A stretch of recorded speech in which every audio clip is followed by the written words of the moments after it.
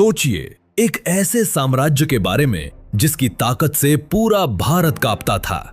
दिल्ली का तख्त और मुगल बादशाह अकबर एक के बाद एक बड़े बड़े राजा, रजवाड़े और रियासतें उस तख्त के सामने सिर झुका रहे थे। समझौते हो रहे थे, रिश्ते बन रहे थे और अधीनता कबूल की जा रही थी। लेकिन इस आंधी के सामने अरावली की पहाड़ियों में एक पहाड़ सीना ताने खड़ा था। एक ऐसा राजा जिसने अपनी मातृभूमि की आजादी के लिए झुकने से साफ इनकार कर दिया। इतिहास उन्हें केवल एक योद्धा के रूप में याद रखता है, लेकिन असल कहानी कुछ और है। असल कहानी है एक खौफनाक रात की, एक ऐसी जिद की जिसने मुगलों की रातों की नींद उड़ा दी थी। आज हम उन पन्नों को पलटेंगे जो शायद आपने स्कूल की किताबों में गहराई से कभी नहीं पढ़े होंगे। ये कहानी है मेवाड़ के शासक महाराणा प्रताप की। ये सब शुरू हुआ साल 1567 में। अकबर की विशाल सेना ने चित्तौड़गढ़ के अभेद्य किले को चारों तरफ से घेर लिया था। महाराणा प्रताप के पिता उदय सिंह द्वितीय को अपने सामंतों की सलाह पर किला छोड़ना पड़ा और उन्होंने अरावली की पहाड़ियों में शरण ली। मुगलों ने किला तो फतह कर लिया, लेकिन जो उसके बाद हुआ वो इतिहास का एक बहुत ही खौफनाक सच है। किले के अंदर करीब 30,000 बेगुनाह लोगों और किसानों का बेरहमी से कत्लेआम किया गया। राजपूत महिलाओं ने दुश्मनों के हाथ लगने से बचने के लिए जौहर कर लिया। वो राख, वो चीखें, वो धुआं। जवान प्रताप ने इस पूरे दर्द को बहुत करीब से महसूस किया था। उस दिन चित्तौड़ सिर्फ एक किला नहीं था जो हाथ से निकल गया था, वो एक गहरा घाव था। एक ऐसा घाव जिसने एक खामोश कसम को जन्म दिया। कसम कि जब तक चित्तौड़ वापस नहीं मिलेगा वो पत्तनों पर खाना खाएंगे और जमीन पर सोएंगे। साल 1572 उदय सिंह के निधन के बाद मेवाड़ में राजनीति का खेल शुरू हुआ। राजा की चहेती रानी धीरबाई के प्रभाव में आकर छोटे बेटे जगमाल को गद्दी पर बिठाने की साजिश हुई। लेकिन मेवाड़ के वफादार सामंत जानते थे कि इस मुश्किल वक्त में मेवाड़ को एक कठपुतली नहीं बल्कि एक असली रक्षक चाहिए। चुंडावत और राठौड़ सामंतों ने मिलकर जगमाल को हटाया और प्रताप को अपना महाराणा चुन लिया। गोगुंदा में होली के दिन प्रताप का राज्याभिषेक हुआ। अकबर जानता था कि पूरे भारत पर राज करने के लिए और गुजरात के व्यापारिक रास्तों पर कब्जा करने के लिए मेवाड़ का झुकना बहुत जरूरी है। उसने जंग से बचने के लिए एक के बाद एक 6 शांति दूत भेजे। जलाल खान, राजा मान सिंह, राजा भगवान दास और टोडरमल। हर किसी ने प्रताप को समझाने की कोशिश की कि वो मुगल दरबार में हाजिरी लगाएं, लेकिन प्रताप का जवाब हर बार एक ही था, मेवाड़ की संप्रभुता के साथ कोई समझौता नहीं होगा। यहां तक कि अपना एक खास हाथी राम प्रसाद भी अकबर को देने से प्रताप ने साफ मना कर दिया, क्योंकि ये उनकी आजादी का प्रतीक था। राजा मान सिंह के साथ हुई एक मुलाकात में प्रताप ने उनके साथ भोजन करने से भी इनकार कर दिया था, जिसने मुगलों के अहंकार को गहरी चोट पहुंचाई। अब जंग तय थी, कोई कूटनीतिक रास्ता नहीं बचा था। 18 जून 1576, जगह हल्दी घाटी। अरावली की पहाड़ियों के बीच एक बहुत ही संकरा रास्ता, जिसकी मिट्टी का रंग हल्दी जैसा पीला था। मुगलों की विशाल सेना, जिसका नेतृत्व खुद आमेर के राजा मान सिंह और आसफ खान कर रहे थे, आगे बढ़ रही थी।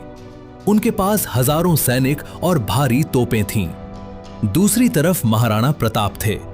कुछ हजार राजपूत सैनिक अग्रिम पंक्ति का नेतृत्व करते हुए अफगान सेनापति हाकिम खान सूर और जंगलों के चप्पे चप्पे को जानने वाले उनके सबसे वफादार साथी भील आदिवासी। दोनों सेनाएं टकराईं। मेवाड़ की सेना का पहला हमला इतना भयंकर था कि मुगलों की सेना तितर बितर हो गई और उन्हें कई मील पीछे हटना पड़ा। लेकिन रक्त तलाई के मैदान में मुगलों ने फिर से खुद को संभाला। युद्ध का रूप बदलने लगा। महाराणा प्रताप रणभूमि के बीचों बीच थे। उनके हाथों में भारी तलवारें और भाला था और वो अपने सबसे प्यारे नीले घोड़े चेतक पर सवार थे। चेतक कोई मामूली जानवर नहीं था। जब प्रताप ने मान सिंह पर वार करना चाहा तो चेतक ने मान सिंह के हाथी के सिर पर अपने दोनों पैर टिका दिए। प्रताप का भाला मान सिंह को तो नहीं लगा, लेकिन हाथी की सूंड में लगी तलवार से चेतक का एक पैर बुरी तरह कट गया। खून बह रहा था। मुगलों ने प्रताप को चारों तरफ से घेर लिया था।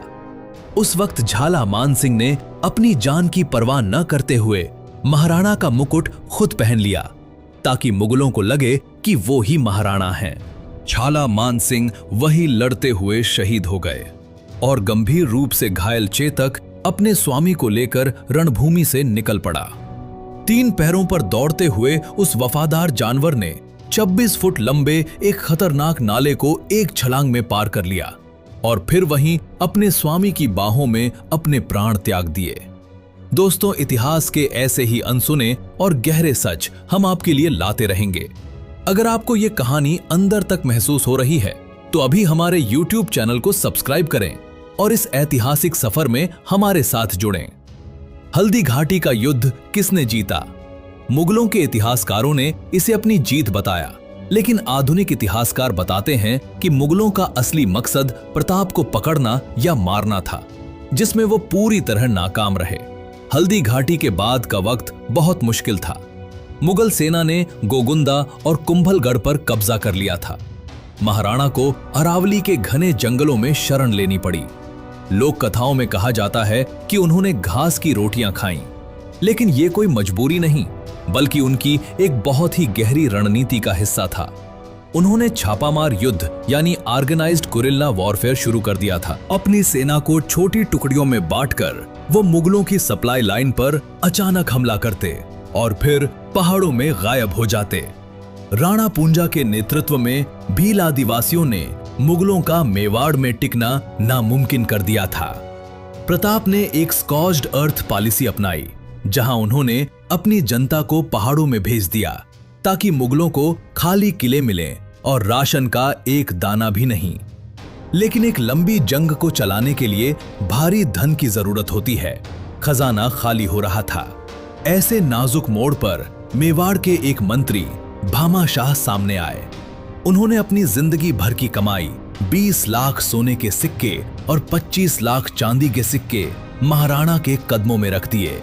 ये दौलत इतनी थी कि 25,000 सैनिकों को अगले 12 साल तक पाला जा सकता था। ये सिर्फ एक दान नहीं था, ये इस बात का सबूत था कि मेवाड़ की जनता अपने संप्रभु राजा के लिए अपना सब कुछ लुटाने को तैयार थी। साल 1582, दिवेर का युद्ध। इतिहास इसे भूल गया है, लेकिन जेम्स टॉड ने इसे मेवाड़ का असली मैराथन कहा है। प्रताप ने मुगलों की छावनियों पर अचानक एक साथ भयानक हमला बोल दिया। इस युद्ध में प्रताप के बेटे अमर सिंह ने मुगल सेनापति सुल्तान खान पर भाले का ऐसा अचूक वार किया कि भाला उसके शरीर और घोड़े दोनों को चीरता हुआ जमीन में धंस गया। मुगलों के पैरों तले जमीन खिसक गई। 36,000 मुगल सैनिकों ने सरेंडर कर दिया। ये कोई छोटी मोटी जीत नहीं थी। महाराणा प्रताप ने मुगलों के 36 थानों को उखाड़ फेंका और मेवाड़ का 85% हिस्सा वापस छीन लिया। उन्होंने चावंड को अपनी नई राजधानी बनाया। वहां उन्होंने शांति स्थापित की, किसानों को वापस बसाया और कला को बढ़ावा दिया। उनके समय में ही चावंड स्कूल ऑफ आर्ट की शुरुआत हुई। उन्होंने साबित कर दिया कि वो सिर्फ एक खूंखार योद्धा नहीं, बल्कि एक बेहद कुशल प्रशासक भी थे। उन्होंने भील आदिवासियों को अपने दरबार में सम्मान देकर एक अद्भुत सामाजिक एकता की मिसाल कायम की। 19 जनवरी 1597, चावंड में शिकार के दौरान लगी एक अंदरूनी चोट ने उस शेर को हमेशा के लिए शांत कर दिया, जिसे दुनिया की सबसे बड़ी सल्तनत कभी अपनी ताकत से नहीं झुका पाई। कहते हैं जब प्रताप के निधन की खबर अकबर के दरबार में पहुंची तो एक पल के लिए उस ताकतवर बादशाह की आंखें भी नम हो गई थीं और वो बहुत देर तक खामोश रहा। वो जान गया था कि उसने जमीनें तो बहुत जीतीं, लेकिन एक आदमी के ज़मीर को वो कभी नहीं जीत सका। महाराणा प्रताप सिर्फ एक नाम नहीं है, वो एक ज्वलंत एहसास है। वो इस बात का सबूत है कि जब सत्ता और ताकत अपनी सीमाएं लांघ जाएं, तो एक इंसान का स्वाभिमान और उसका साहस ही सबसे बड़ा हथियार बनता है। इतिहास हमेशा उनका रहेगा जिन्होंने हार मानना कभी नहीं सीखा।